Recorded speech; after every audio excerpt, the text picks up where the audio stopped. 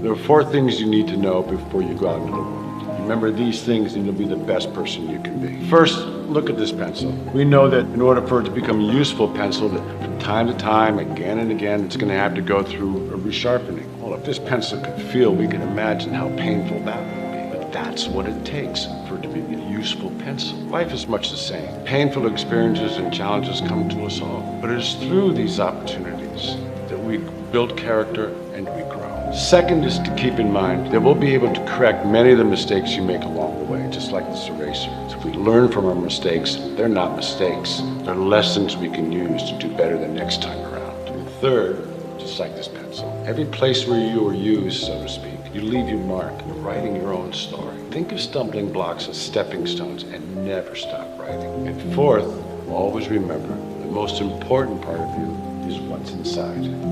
This is the trap that most of us are in. Most of us know what we could do to change things for the better. And we spend our time and our energy talking ourselves out of doing those things. And the other thing that I convince people of, because this is so true, it's the littlest stuff.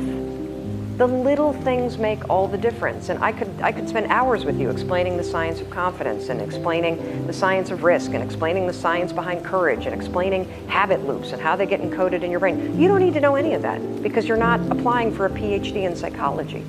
I have done the work, and what I know is that true change comes down to 5-second windows. That moment that you know you need to do something that feels slightly uncomfortable, and your resignation, your excuses, your self-doubt start cranking up in your head, you gotta move.